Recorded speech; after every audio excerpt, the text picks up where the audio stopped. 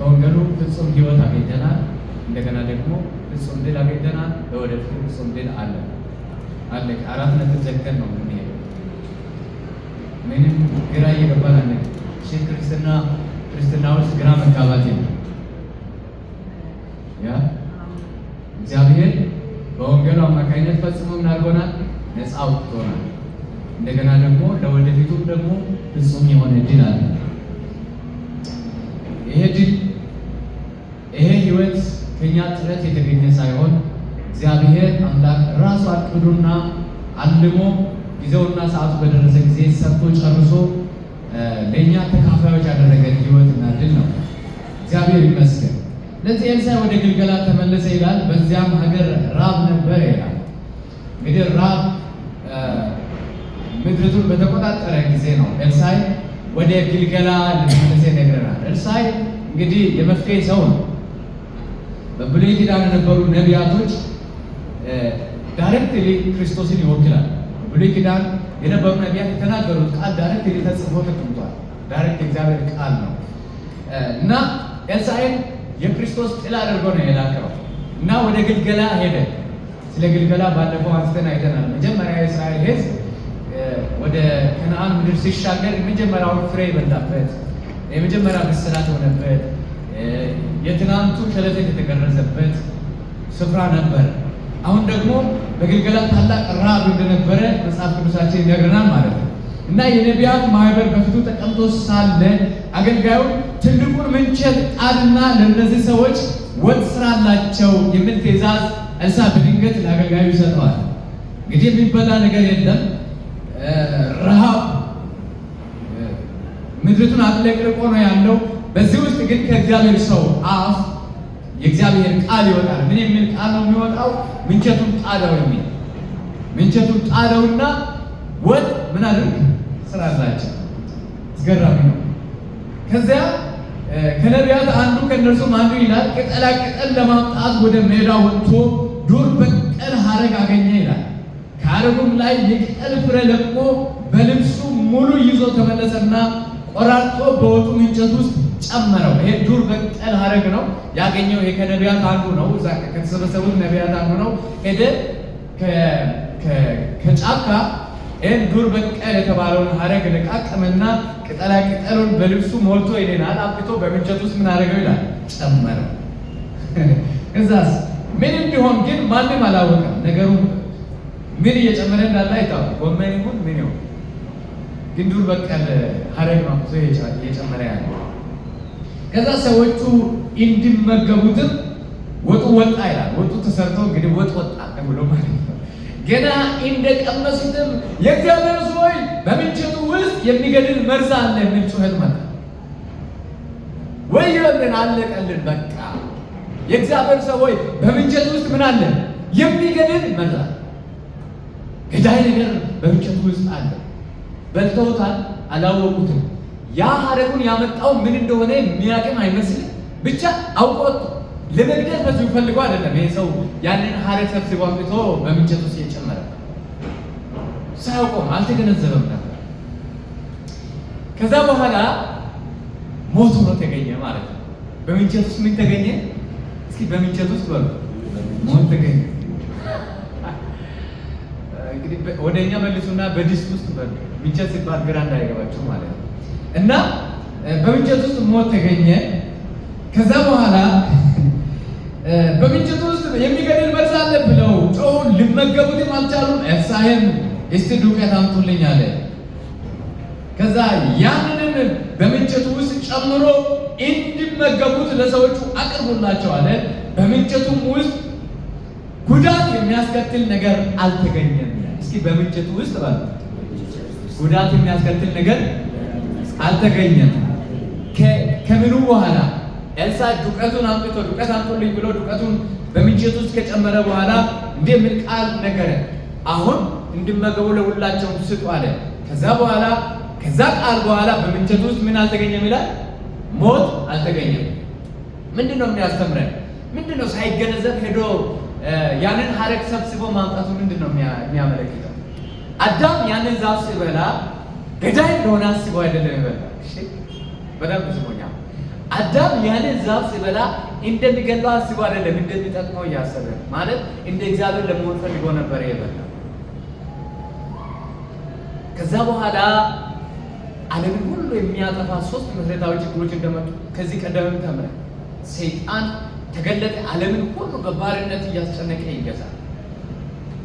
ምንም ማድረግ ሳይችል የአዳም ልጆች በሙሉ ተገዥ ሆኑ፣ እያለቀሱ እንደፈለገ እያሰቃየ ይገዛቸዋል። ለዚህ ነው እናንተ ከአባታችሁ ከማን ናችሁ ተባለ? ከዲያብሎስ። መጽሐፍ ቅዱስ ነው ያለው። እናንተ ከአባታችሁ ከማን ናችሁ? ከዲያብሎስ።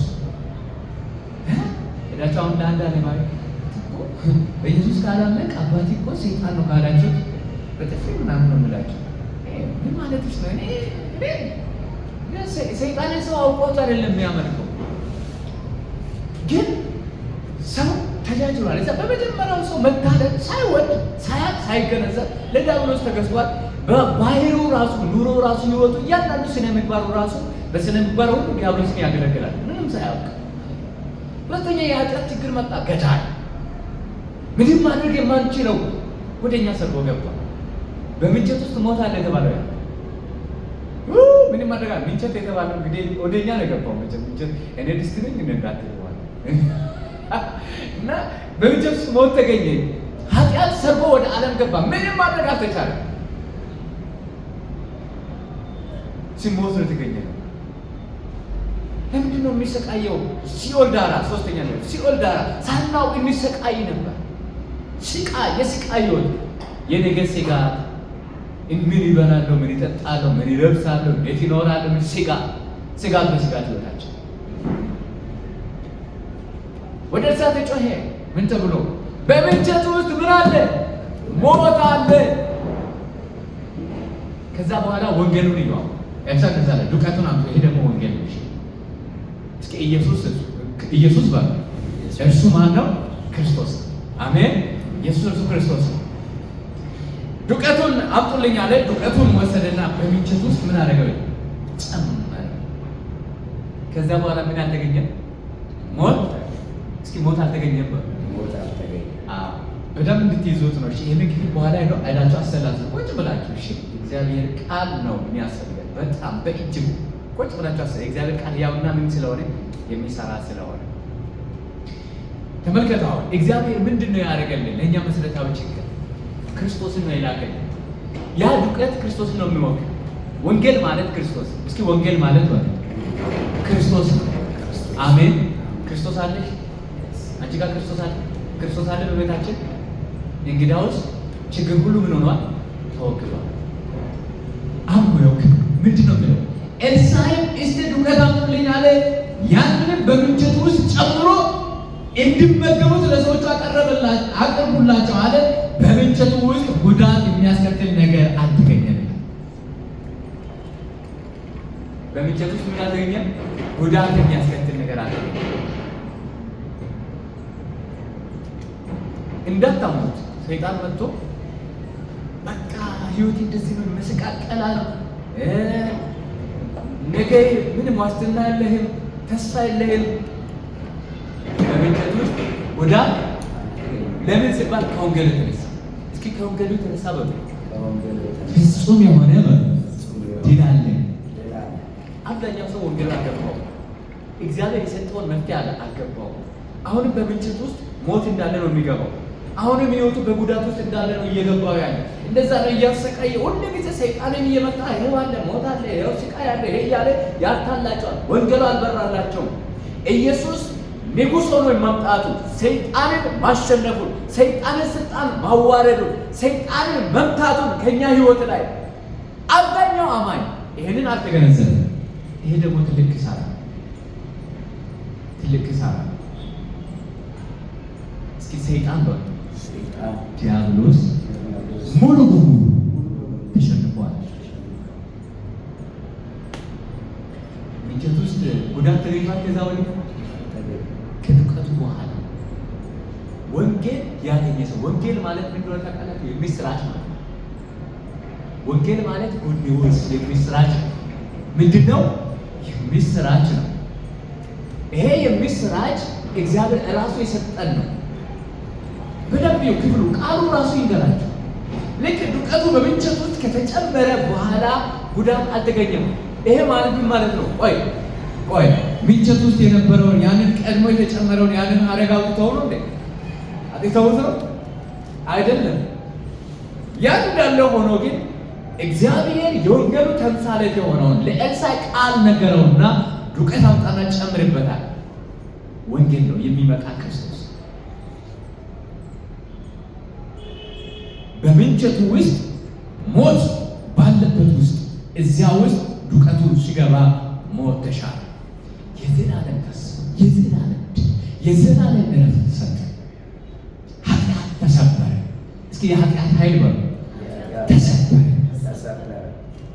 በተደጋጋሚ ስንማር እንደነበረው ለኃጢአት ብቸኛው መድኃኒት የዓለምን ኃጢአት የሚያስወግድ የእግዚአብሔር በግ የተባለው ክርስቶስ የእኛን ኃጢአት ተሸከመና በቀራንዮ መስቀል ላይ ዋለ። ደሙን ምን አደረገ? አፈሰሰ። ኃጢአታችን ሙሉ በሙሉ በደሙ ስልጣንና ኃይል ታጠበ። ከዚህ ቀደም በበጎች በፍየሎች ደም ተሞክሮ ነበረ።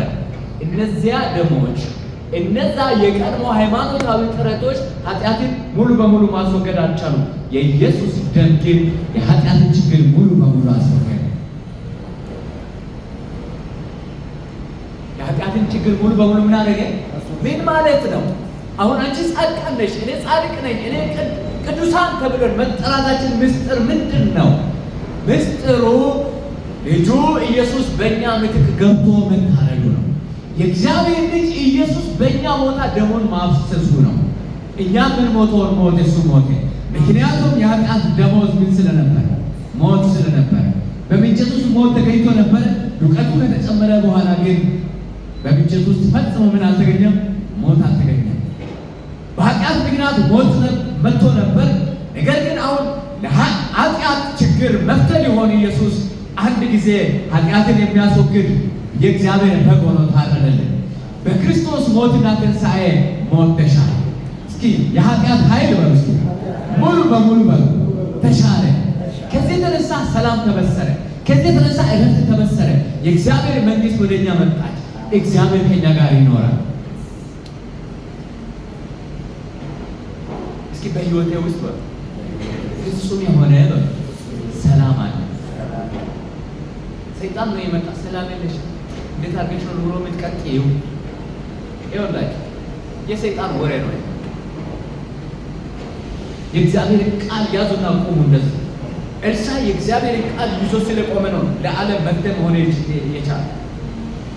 ኤልሳዕ ታስታውሳላችሁ? ባለፈው ስንመለከት ምዕራፍ 2 ላይ በአንተ ላይ ያለው የጥፍ መንፈስ በእኔ ላይ ይምጣ። ምክንያቱም ያ ጥፍ መንፈስ ሲመጣ ምን እንደሆነ ያውቅ ነበር። ያ ጥፍ መንፈስ ኤልሳዕ ላይ ከወረደ በኋላ ኤልሳዕ በሄደበት ሁሉ መፍትሄ ይሰጣል። እኛ ውስጥ ደግሞ ምንድነው ሆነው? በክርስቶስ ኢየሱስ እናምን ሥላሴ አምላክ ገባ። በመንፈስ ቅዱስ አማካኝነት በእኛ ውስጥ እግዚአብሔር ይሰራል። እስኪ እኔ በሉ ለምድሪቱ በሉ ለራሴ ለቤተሰቦቼ መፍትሄ ነኝ። ክብር ለጌታ ይሁን። ይህን መንገድ ካልያዝን ሁሌ እንደ ዕውር ነው። ቸርች ይሄዳል። ቸርች የሆነ ነገር ፍለጋ ነው። በቃ የሆነ ነገር ፍለጋ ነው ቸርች። እንደዛ ነው እንዴ? ሰላም ስላለን ይኸው ወንጌል ከሆነ እኛ ጋር ያለው በምንቸቱ ውስጥ ዱቄቱ ከተጨመረ ጊዜ ጀምሮ ፍጹም የሆነ ሰላም ነው። እኛ ጋር ያለው ክርስቶስ ከሆነ ወደ ህይወታችን የገባው ሞት በህይወታችን ውስጥ የለም። ሞት በህይወታችን ውስጥ የለም። ኪሳራ በህይወታችን ውስጥ፣ ውድቀት በህይወታችን ውስጥ። ታምናላችሁ? እግዚአብሔር ቃል አመናችሁት? እስኪ ህይወቴ በሙሉ ሰላም ነው። ከእምነት የተነሳ ከወንጌል የተነሳ ምንም ነገር ስላደረግባለ ከወንጌሉ የተነሳ ወንጌሉ ደግሞ ኢየሱስ እሱ ክርስቶስ ያው እግዚአብሔር ልጅ ንጉሥ ሆኖ መጣ፣ ሰይጣንን አሰረ። ካህን ሆኖ መጣ፣ ስለ ኃጢአት ሞተ። እውነተኛ ነቢይ ሆኖ ከእግዚአብሔር ጋር መንገዱን አገናኘ።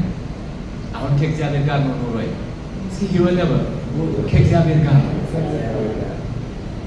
ዶክተር አብይ ጋር ራሱ ብትኖሪ ችግር ታስቢያለሽ? መልሽልኝ እስኪ ዶክተር አብይ አንድ ጥሩ ቱጃር ጋር ብትኖሪ እኛ የምናስባቸው ነገሮች እግዚአብሔር ጋር እየኖርን እንዳለ በትክክል ቢገባን እናስበዋለን። እግዚአብሔር ነው ዶክተር አብይ ይበልጣል? አብይ አይበልጥም? እስኪ እግዚአብሔር ይበልጣል ነው። እግዚአብሔር ይበልጣል። ንጉሱ ያደረገው ይሄ ነው። የመጣው ኢየሱስ መንገድ ከፈተና እግዚአብሔር ጋር እንድንኖር ነው ያደረገው። እግዚአብሔርን ደግሞ በስጋ ዓይናችን ማየት አንችልም። ለዚህ ነው እኛ የምናየው ነገር ነው በቃ እምነታችንን ያስመደመደን ሁሌ በቃ እንደዚህ እየተሰናከለ ሁሌ እንደዚህ አማኝ እንደዚህ ያለ ነው። በቃ ቤተክርስቲያን መጣ አያስጠላም? እምነት ነው ማለት ወንጌል ተሰጥቶት ማለት ነው። ህይወት የመሰለ ነገር እግዚአብሔር ጋር እየኖረ እንዲህ በኮንፊደንስ አይሄድም፣ ቀና ብሎ አይሄድም። ይሄ ነገር ያለቀሰ ይሄ ነገር መቼ ነው ቀና የምንለው? ወንጌል እንኳን አለን እኛ። ይሄንማ ማየት ካልቻለን መቼም ቢሆን ያውላችሁ የሆነ ሰው ያግዘኛል በቃ ይጸልይልኛል እንላለን። የሆነ ሰው እጅ ጭንብናል። ከዛ ወይ ጩሆም ይወጣል ወይ የሆነ ነገር ይሆን። ከዛ ነገ የሚቀጥለው ይወድ ይያል ወደ ሆነ ሰው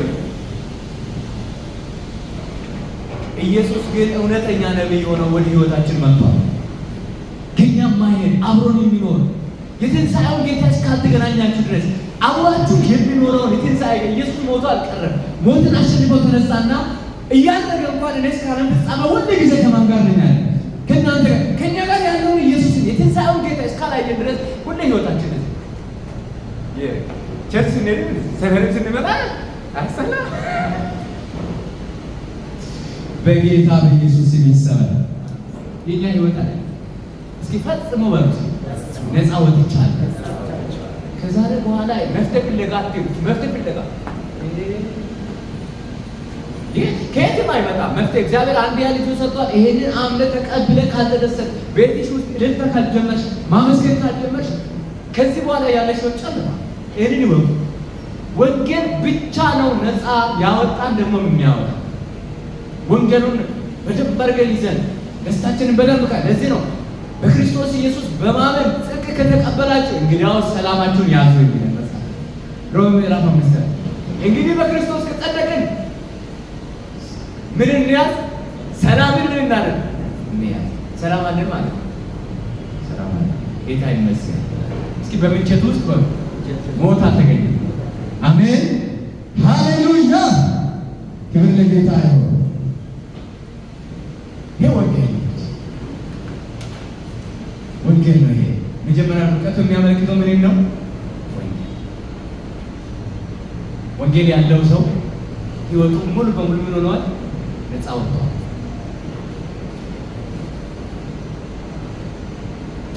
አሁን ነፃ ሰው ነው። ኃጢአት የለብኝም። እሺ እስኪ ኃጢአት የለብኝም ነው። ይሄ በግድ አትበሉ። መጽሐፍ ቅዱስ ስላደረገ እያልኩ ያለው ኃጢአት የለባችሁም። እሺ ንጹሃን ናችሁ፣ ጻድቃን ናችሁ፣ ቅዱሳን ናችሁ። ሁለተኛ ሰይጣን በእናንተ ላይ አቅም የለውም። እንደውም ልንገራችሁ ሰይጣን እናንተን ይፈራል። እስኪ ሰይጣን በሉ ይፈራኛል። ለምን ካላችሁ ልክ የነቃችሁ ለታ መንግስቱን እንደምታጠፉ ስለሚያውቅ ልጅነታችሁን ስለሚያውቅ ልጅነታችሁን ያውቃል። ስልጣን ማለት እሱ ነው። እሺ ልጅ የሆነ ሁሉ የአባቱ የስሙን ስልጣን የመጠቀም ኃይል ስላለው ይፈራል። እናንተን ሲያይ አንድ ቀን ትነቃለች፣ ምን ይሻለኛል፣ ምን እስኪ ላሳውራት በሆነ ነገር ምናምን እያለ እንደዚህ ነው። ሁሌ እየፈራ ነው የሚኖረው ሰይጣን። ችግሩ ግን አሁን ተገላጦሽ ነው። አማኝ ሰይጣንን የሚፈራ ወንጌሉን ያለማወቅ። ክብር ለጌታ ይሁን። ዋው እንዴት አስደናቂ ነው!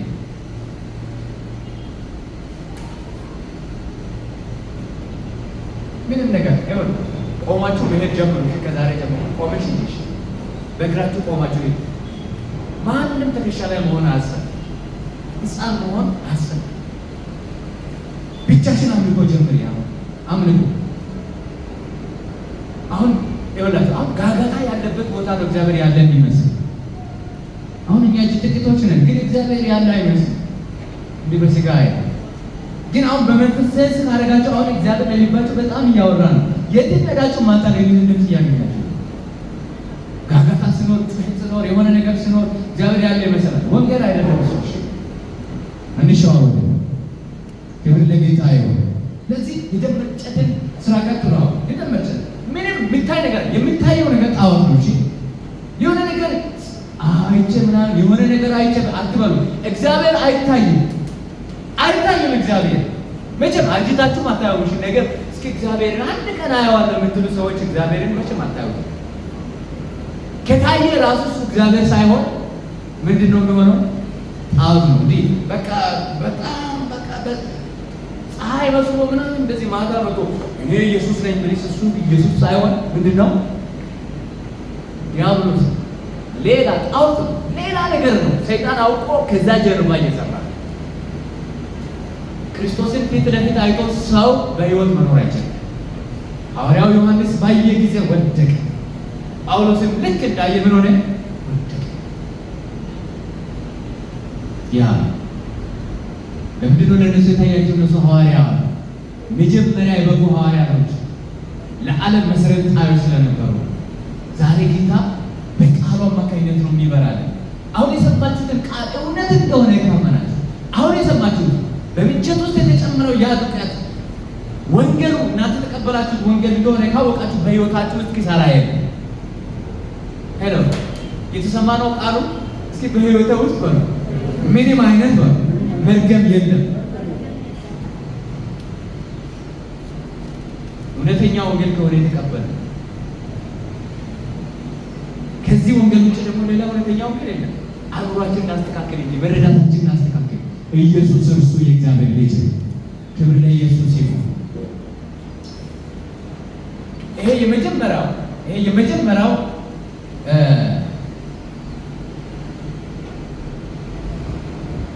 አሁን ያየነው ዱቄት የወንጌል ተምሳሌት ነው። በአዳም መተላለፍ ምክንያት ወደኛ ሞት መጥቶ ነበር፣ ኪሳራ መጥቶ ነበር፣ ብዙ ነገር ኃጢአትን ተከትሎ መጥቶ ነበር። የዲያብሎስ ባሪያዎች ነበር፣ የሲኦል ዳራ በስቃይ ውስጥ የምንኖር ነበር፣ በሞት ፍርሃት ውስጥ ነበርን። እግዚአብሔር ግን ወንጌሉን ልኮ ነፃ አወጣ። እግዚአብሔር ይመስገን። ከዚያ ወዲያ በምንቸቱ ውስጥ ምን አልተገኘም? ሞት አልተገኘም። በሕይወታችን ውስጥ ምንም አይነት ኪሳራና ሞት የለም። አራት ነጥብ እዛ ጋር እንዝጋ። ሁለተኛ ቁጥር 42 ላይ አንድ ሰው ከበኩራቱ ፍሬ የተጋገረ 20 የገብስ ሙልሙልና ጥቂት የእሸት ዘለላዎች በአቅማዳ ይዞ ከበዓል ሻልሻ ወደ እግዚአብሔር ሰው መጣ። ኤልሳዕም አገልጋዩን ሰዎቹ እንዲበሉ ስጣቸው አለው። አገልጋዩ ይህን እንዴት አድርጌ ለ100 ሰው አቀርባለሁ ስል ጠየቀ። ኤልሳዕ ግን እንዲበሉት ለሰዎቹ ስጣቸው፣ እግዚአብሔር በልተው ይተርፏቸዋል ይላልና አለው። ከዚያም አቀረቡላቸው፣ እግዚአብሔር እንደተናገረው በልተው ተረፏቸው። ቅድም ወንጌል ነው ታድጎናል። አሁን ደግሞ የእግዚአብሔር ቃል እያለን ያለው እናንተ የምድርን ዳርቻ መታደግ ትችላላችሁ እያለ አሜን። እስኪ እግዚአብሔር በእኔ ሆኖ የምድርን ዳርቻ ይታደጋል። እግዚአብሔር ሆይ እንደዛው ይሁን። ክብር ሁሉ ለአንተ ይሁን። እግዚአብሔር ይመስገን። እና ከበዓል ሻልሻ አንድ ሰው ከበኩራቱ ፍሬ የተጋገረ 20 የገብስ ሙልሙልና ጥቂት የእሸት ዘለላዎች ይዞ መጣ። እዛ እንግዲህ ያው ይሄ በበኩራቱ የሚዘጋጁትን ነገሮች የሚበሉት ካህናት ምናምን ናቸው። እና እንግዲህ ያሉበት አካባቢ የሰሜን ዳርቻ አካባቢ ነው። እና በቤተል እና በአንድ ቦታ ጣዖት አቁሞ ነበረ የሰሜኑ መንግስት በእስራኤል ዘመን ማለት ነው። ነገር ግን እነዛ ለጣዖት የሚሰግዱ ካህናት እንዳይበሉ ያንን እሸትና ያንን ሙልሙል የገብስ እንጎቻ ይዞ ከነሱ እጅ ተናጥቆ እነዚህ እውነተኞች ነቢያት ሁሉ ያለው ያ ባሪያ አንዱ ያንን ይዞ ወደ ይመጣል። ወደ ኤልሳዕና ወደ ነቢያት ወደ ተሰባሰቡበት ወደ ግልገላ ይመጣል ማለት ነው። ከዛ በኋላ ኤልሳዕ ያው እንግዲህ ጊዜው ረሃብ ጊዜ ነው እንግዲህ የቅድሙም እንደዛ የሆነው የረሃብን ጊዜ እግዚአብሔር እንዴት በኤልሳዕ ሆኖ እየታደገ እንዳለ ነው የሚያስተምረን። አሁንም በረሃብ ምክንያት እየተጎዱ ላሉ ለእነዚህ ነቢያት ይሄ 20 የገብስ እንጎቻና ይሄ የእሸቱ ዘለላ ይመጣላቸዋል። ከዛ በኋላ ሰዎቹ 100 ሰዎች ናቸው። በጣም ብዙ ናቸው፣ በቁጥር ከፍ ያሉ ናቸው። ያለው ይሄ ግን የሚበላው ነገር በጣም ምንድነው? ትንሽ ነው። ስለዚህ በኤልሳዕ ቃል መጣ። ምን የሚል ቃል? ለእነዚህ ሰዎች ስጣቸውና ምን ያለ ይብሉት። ምንድን ነው የሚያሳየው? እግዚአብሔር ባንቺ የምድርን ዳርቻ ይታደጋል። እግዚአብሔር ባንቺ ቤተሰብን ይታደጋል። በአንተ ከተማን ይታደጋል፣ ዓለምን ይታደጋል የሚል ቃል ወደኛ ይላል። እኛ ግን አናምን። ያለማመን በጣም አደገኛ ነው። በወንጌሉ ድነናል። ወንጌሉ አለ እኛ ጋር። እኛ የእግዚአብሔር ልጆች ነን። የመጀመሪያው ስለ ቀጥሎ ደግሞ እግዚአብሔር በዳን ነው በእኛ የምድርን ዳርቻ የመታደግ ምን አለው? እቅድ አለ። ያንን እቅዱን ለማን ሰጠ? ለእኛ። እስኪ ተልእኮ አለኝ በሉ። አሜን። ክብር ለጌታ ይሁን። ቤተሰቦቻችሁ በዓለም ያላችሁ ሰዎች አላችሁ? በዓለም አሉ? ጌታን ያልተቀበሉ አሉ? እነዚያን እግዚአብሔር በእናንተ ይታደግ። እስኪ እግዚአብሔር በሉ በእኔ ይታደጋቸው። ያ በእጅሽ ያለውን አሁን እግዚአብሔር እያለሽ ያለውን በደንብ ተረጃውን ከዚህ ክፍል ምን አለው? ስጣቸውና ይብሉ። እንደገና በልተው ራሱ ምን ይሆናል? እኔ አይሆንም 20 ብቻ እኮ ነው እንዴት ለመቶ ሰው እንዴት ይሰጣል? ያለ ማመን ተገዳደሩ። ያንን አገልጋይ ያለ ማመን እግዚአብሔር የሚለው ይሄ ነው። ስጣቸው፣ ይበላሉ፣ ይተርፋል። አሜን። ምንም እንኳን ሰዎቹ ብዙ ቢሆኑ የእግዚአብሔር ቃል ግን የሚለው ይሄ ነው። ስጣቸው፣ ይብሉ፣ ይበላሉ፣ ደግሞ ምን ይሆናል? ይተርፋል።